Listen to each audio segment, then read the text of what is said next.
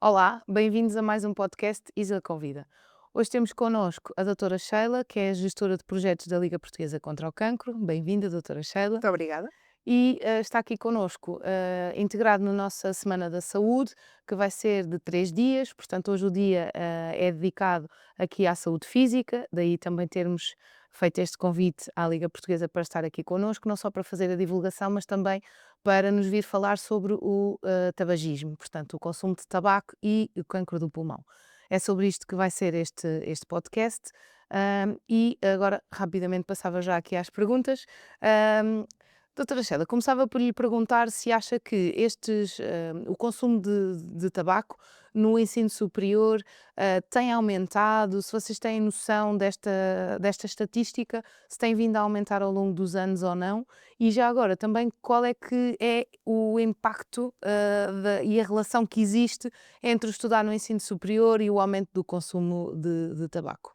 Ora, antes de mais, muito obrigada pelo convite para estarmos aqui.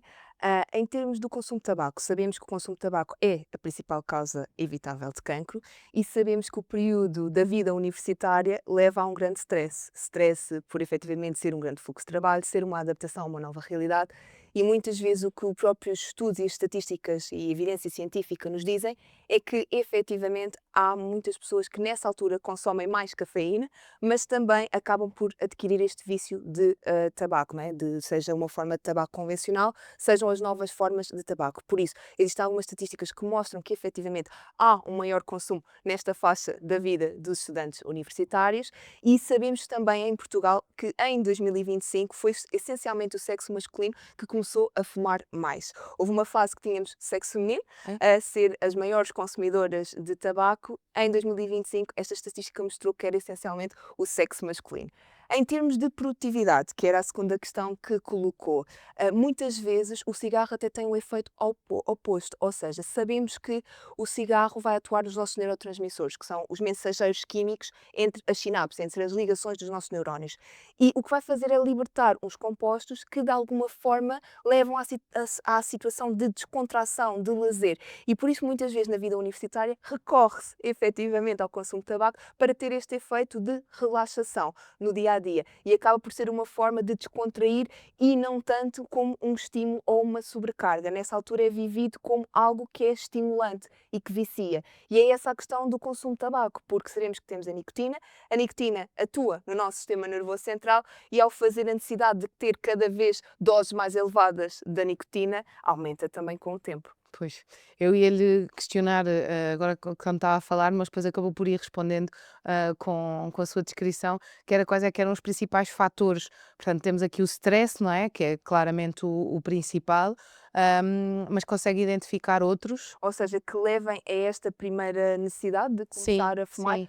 Muitas vezes, ou maioritariamente, o grande estímulo é efetivamente o stress de começar a fumar, é a sobrecarga que existe nesta fase, é uma adaptação à nova realidade.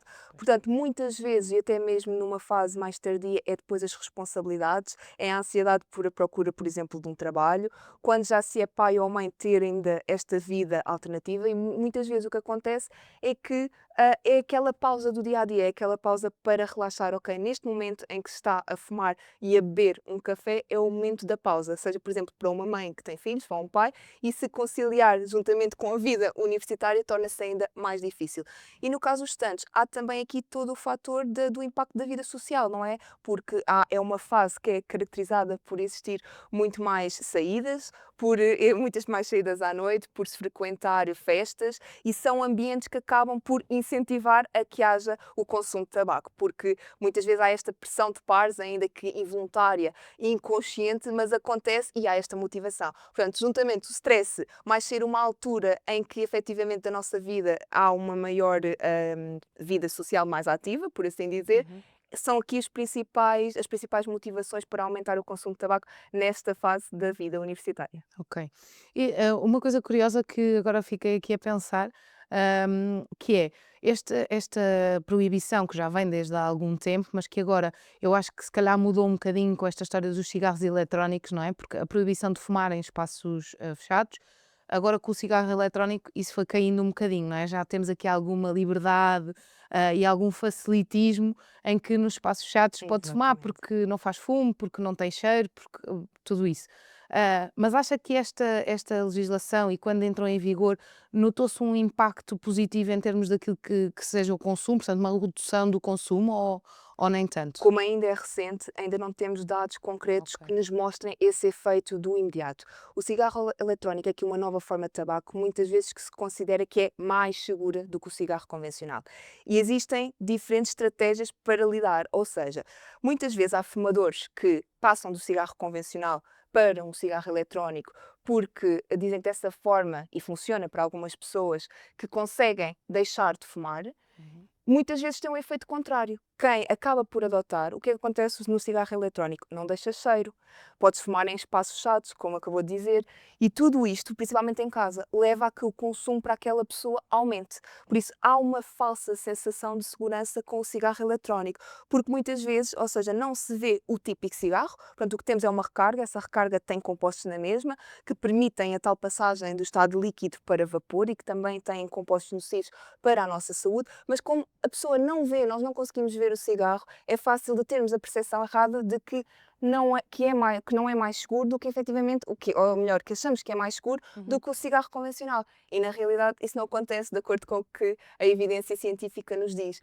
Mesmo assim, há a possibilidade e a alternativa de ter recargas dos cigarros eletrónicos sem nicotina. Mas claro que aquelas que são mais vendidas são as que têm nicotina, porque é aqui o fator que causa dependência e que é estimulante. Pois.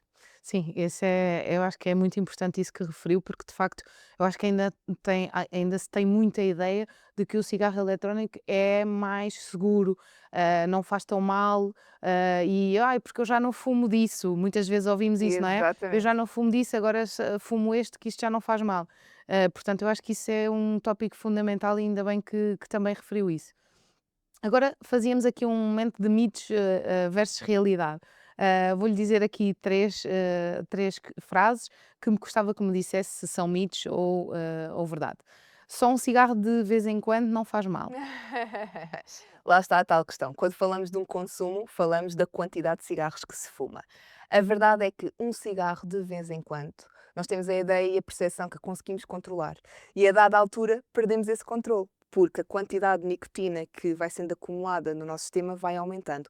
Ou Uhum. realmente há um grande autocontrole em que a pessoa só o faz pontualmente porque foi uma festa, mas este autocontrole, de acordo com o que a evidência científica nos diz, é que é perdido muito rapidamente, por muita força, muita consciência que a pessoa que tenha daquilo que está a fazer, acaba por a seguir aquele cigarro, ok, foi numa festa, agora na próxima festa eu volto a fumar, mas já não é um, já vão ser dois. E aí temos um efeito cumulativo ao longo do tempo. E é isso que depois que gera a dependência para qualquer vício. Portanto, acaba por ser aqui um mito, não é? Porque vai ter um impacto, porque a partir do momento em que a nicotina está no nosso sistema, vai causar vício.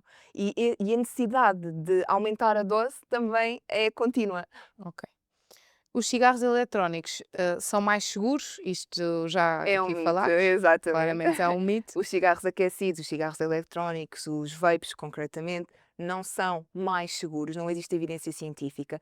Sabemos, não houve tempo suficiente para dizer que são muito mais ou se acabam por levar à produção de muito mais compostos tóxicos, mas sabemos neste momento, de acordo com a evidência, de acordo com a Organização Mundial de Saúde, que efetivamente não são mais seguros. Tanto que na quinta edição do Código Europeu contra o Cancro, pela primeira vez tivemos a diretriz do tabaco, já existia antigamente nas primeiras 4 edições a dizer que não se deve fumar, porque fumar é um agente carcinogénico que é um fator de risco para o aparecimento do cancro, mas atualmente, esta quinta edição que foi lançada no dia 4 de fevereiro de 2026, diz pela primeira vez que as novas formas de tabaco, cigarros aquecidos, cigarros eletrónicos, não são mais seguros e que toda a legislação deve ser aplicada também a essas formas de tabaco. Por isso, é aqui quase como um reforço, porque sabemos atualmente que o consumo de tabaco não é só um fator de risco para o cancro do pulmão, mas para mais de 20 tipos e subtipos de cancro. Ok. E não só de cancro, não é? Porque depois existem também Sim. outras patologias que estão associadas. Exato. Mas isso é uma boa notícia, portanto, quer dizer que estão a fazer um caminho, ah, com estas questões todas que já aqui abordámos do cigarro eletrónico, não é? E os vapes, essas formas todas, quer dizer que estamos a fazer um caminho positivo, em termos do controle, não é? Porque eu acho que neste momento, sinceramente, há um descontrole gigante, porque é nos carros, é em casa, é no espaço escolar, em todo o lado se fuma cigarros Exatamente. eletrónicos e as pessoas está tudo bem com isso, porque mesmo quem está, os ditos fumadores passivos, não é? Ah, ficam descontraídos, mas também devem ficar preocupados, não é? Exatamente, são os chamados fumadores em segunda mão, ou seja, é a pessoa que está ao lado e que muitas vezes acaba por inalar todo aquele fumo. E depois ainda existem os fumadores em terceira mão, que poucas vezes se fala, mas são as pessoas que ficam sujeitas aos compostos que são absorvidos pelos estofos do carro, pelas superfícies dos sofás, ou seja, são compostos que ficam retidos naquelas superfícies e que mesmo após limpeza têm aqui alguma retenção a longo prazo. E isso também é prejudicial para as pessoas depois que andam naquele carro ou que se sentam naquele sofá. É algo que não é tão falado, mas sim, tanto o fumo passivo como esta retenção de compostos acaba por ser nociva. E posso lhe dizer que há vários casos de pessoas, ou seja, de marido e mulher, em que, por exemplo, é o marido o fumador ativo e o diagnóstico de cancro do pulmão acaba por surgir depois na esposa. Porquê? Porque está muitas vezes sujeita ao fumo passivo e o fumo passivo tem exatamente as mesmas características. Depois, qual é que é o problema aqui do fumo passivo? É que às vezes existe aquela ideia, ok, se eu estou a fumar à janela não há problema, seja a janela em casa, seja a janela no carro. O que acontece? Acaba por existir, há 80% do fumo do cigarro que não é visível. E, portanto, essa parte não é visível, acaba por ficar retida, ou porque está vento e o fumo acaba por entrar para dentro do carro ou para dentro de casa. Portanto, só 20% do fumo do cigarro é que nós conseguimos observar. Isso é muito curioso, olha, desconhecia, aprendi agora uma coisa nova, porque não sabia isso se as pessoas não faziam ideia, e isso é importante também, porque muitas vezes as pessoas não têm, acho que como eu, muitas pessoas não devem ter noção disso, portanto, obrigada por essa partilha. E aqui para finalizar, o mito revés realidade, ainda sou jovem, não preciso de me preocupar. Eu acho que essa é aquela ideia que todos temos a dada altura, que é que somos eternos, não é? A verdade é esta. Mas, principalmente no que toca à oncologia, existe muito que nós devemos começar a fazer o mais rapidamente possível. E falo muito dos comportamentos, do estilo de vida, onde o tabaco insere exatamente num fator de risco modificável para o cancro. E por isso, quanto mais cedo quem é fumador começar a reduzir o consumo ou deixar de fumar, menor é a probabilidade de vir a desenvolver um diagnóstico de cancro. Sabemos que o cancro é uma doença multifatorial e existem vários fatores de risco que não são modificáveis. E aí, no fundo, há uma aleatoriedade em ter o diagnóstico ou não ter. Mas depois existem 40% de casos de cancro que, de acordo com a Organização Mundial de Saúde, poderiam ser prevenidos a nível mundial e que estão associados com o nosso estilo de vida, com os nossos comportamentos. E por isso, quanto mais cedo, ou quem nunca fumou, não inicie, porque a partir do momento em que tem a nicotina no seu organismo, acaba por ser mais difícil deixar. Portanto, este é um conselho. Quem fuma, e sabemos que há muitas pessoas que são fumadoras, é tentar começar a reduzir. Tem que ser no tempo da pessoa, tem que ser, é uma liberdade individual de cada um, obviamente, mas começar a pensar neste tema e quando se sentir motivado a procurar ferramentas que possam ajudar a deixar de fumar. Uhum. E para além, a par com o tabaco, falar também, por exemplo, da alimentação, que é aqui outro fator importantíssimo e que está associado também com a doença oncológica. Falamos também do consumo de álcool, que é outra questão. E, por outro lado, por exemplo, mesmo até a exposição solar, que é o terceiro agente carcinogénico que mais contribui para o aparecimento da doença oncológica. Portanto, são fatores que são modificáveis e que nós podemos trabalhar neles, ou seja, dependem de nós e não de outros fatores que nós não conseguimos mesmo controlar. Por isso é que são os modificáveis e é essencialmente nesses que o Departamento de Prevenção Primária da Liga Portuguesa contra o Cancro procura atuar. E procura atuar tanto nas escolas, com o Programa de Educação para a Saúde, que fala exatamente nestes fatores, não na doença em si, mas trabalha com atividades e estratégias gamificadas destes diferentes fatores de risco modificáveis, como também temos estes programas para empresas e entidades. Uhum, ok, boa. Há alguns, já falámos aqui muito da associação do consumo de tabaco à doença oncológica.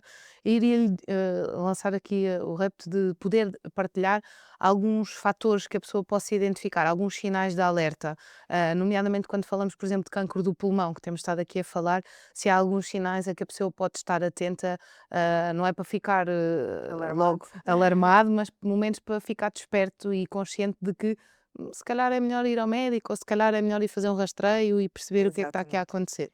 Existe sintomatologia associada a alguma, como por exemplo ter uma hemorragia quando se tosse, uma tosse crónica, ou seja, que é muito frequente, que é constante e que tem aqui hemorragia associada, Uhum. ter falta de ar, aquela sensação de falta de ar constante, ter uma dor no peito, uma rouquidão que é muito constante. Portanto, estes são alguns sintomas que são característicos do cancro do pulmão, mas existem outros, como por exemplo o cansaço, que são completamente transversais ao nosso dia a dia e que ninguém faz um diagnóstico do cancro do pulmão a partir deste sintoma. Portanto, os fatores que eu acabei de referir são fatores que já estão numa fase mais avançada, não é? Em que a pessoa pensa, não, há algo que não está certo.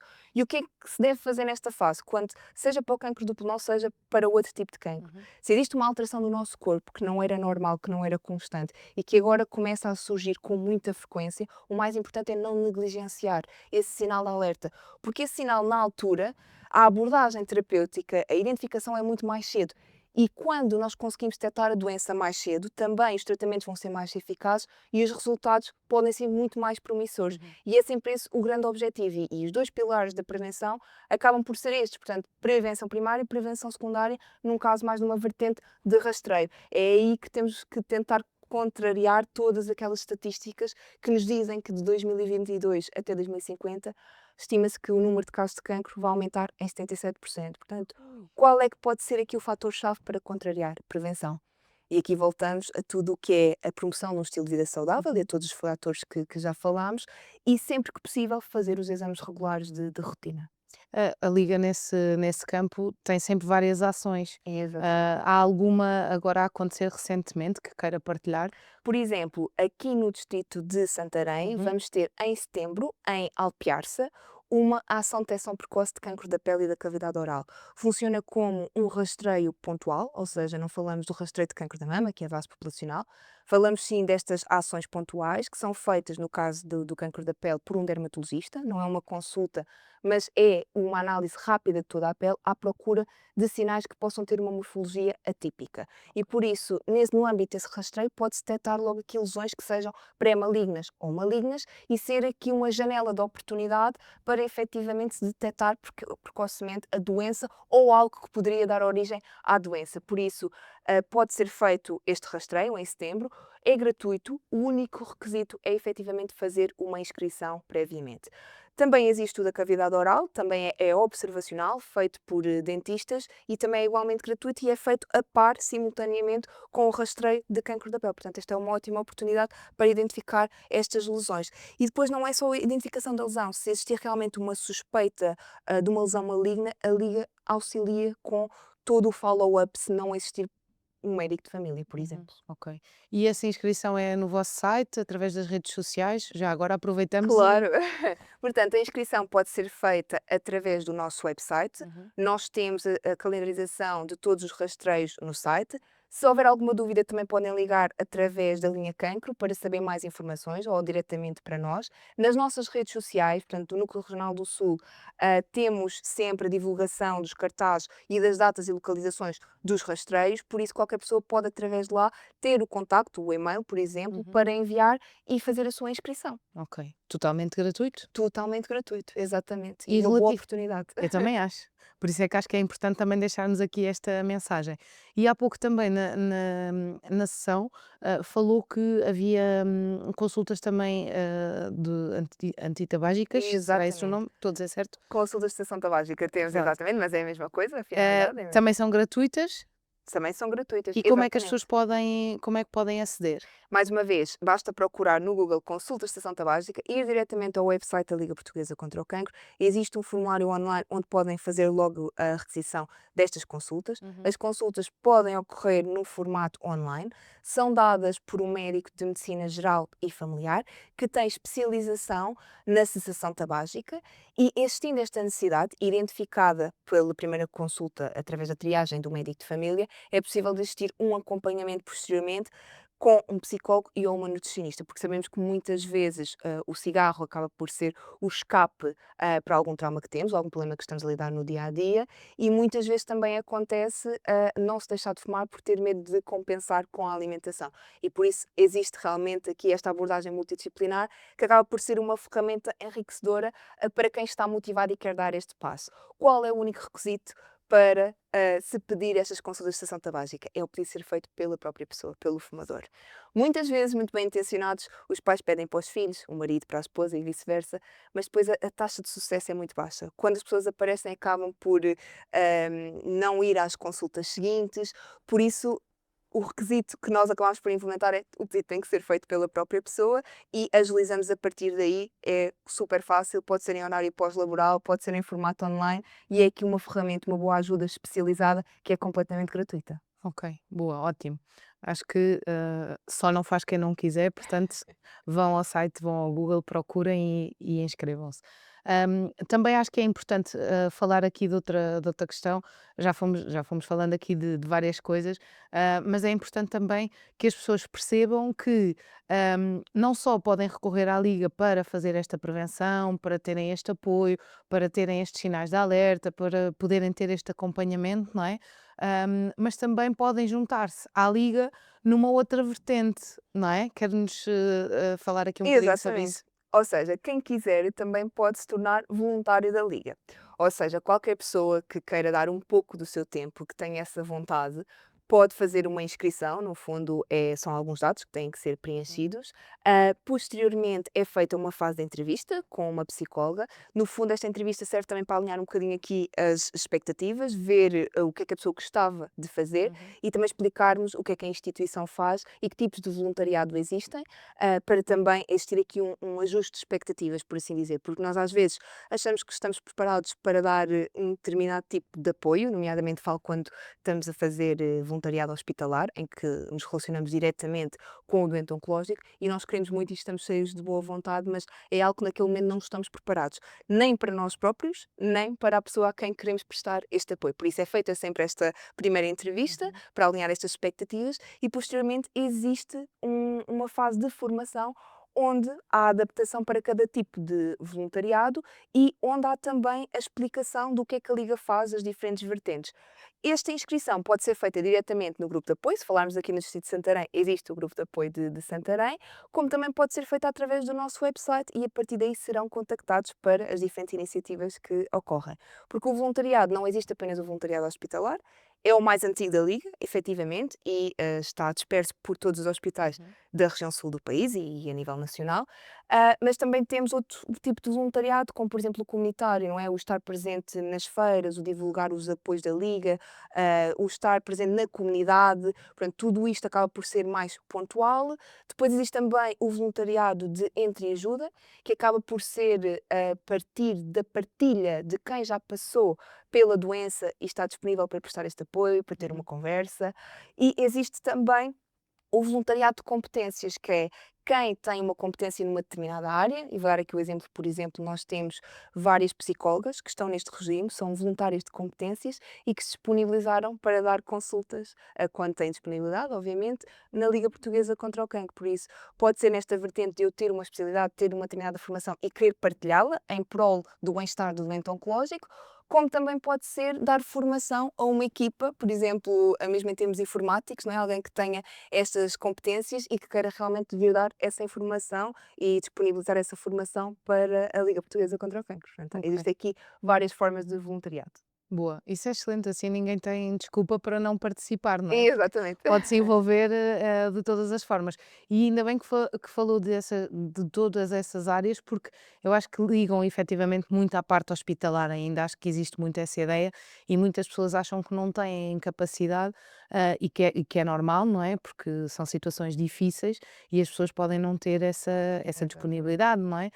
E não ter a capacidade de acompanhar as situações sem que isso, lhes afete de alguma forma. Exatamente. E portanto, havendo essas formas é muito mais E fácil. não só também a disponibilidade emocional que falou, mas a própria disponibilidade no dia a dia, porque sabemos que o voluntariado hospitalar exige um compromisso maior, uma disponibilidade, porque se eu digo que vou dar este apoio às refeições naquele dia, é um compromisso que eu estou a assumir, não é? Porque na realidade é voluntariado, mas há alguém que está ali a precisar daquele apoio. Uhum. Portanto, eu até posso ter um percalço, mas não posso ter um percalço todas as semanas, não é? Pois. Por isso, este compromisso também no voluntariado é importante, é preciso ter esta disponibilidade, tanto a disponibilidade emocional como a disponibilidade no dia a dia. E Uhum. tudo bem quem não tem, às vezes é o que nós dizemos, para o peditório, é um voluntariado pontual, mas se tiver 30 minutos, uma hora e quiser participar, seja estar com o cofre connosco na rua, existem também empresas que fazem atividades de team building, acabam por participar em grupos, estar várias pessoas na rua, ou ajudarem-nos mesmo no backstage, por isso há sempre aqui formas, desde que existe esta motivação e este interesse, é sempre possível nos darem esta ajuda. Boa.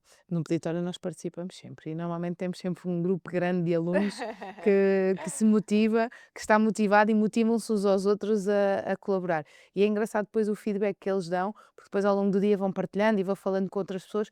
Depois até a própria ideia do que é a Liga Portuguesa contra o Cancro, o trabalho e a missão que tem, o trabalho que desenvolve, é completamente diferente e eu acho que isso também é muito positivo e todas as pessoas deviam poder experienciar isso uma vez, Uhum. terem essa disponibilidade, porque às vezes, pronto, como diz, do tempo não é fácil, porque de facto ficam com outra ideia daquilo que é o trabalho da Liga Portuguesa contra o Cancro, que é Exatamente. absolutamente E se me permite espetacular. acrescentar uma coisa, para além da experiência, de estar mais próximo da liga e perceber o que é feito pela instituição, é também a experiência de estar na rua e contactar com histórias, reais do dia a dia, e isso também nos leva muito a amadurecer e a crescer e, portanto, é algo, pronto, isto acaba por ser um viés meu, não é, porque eu sou uma pessoa que gosto de estar na rua, gosto de fazer o peditório.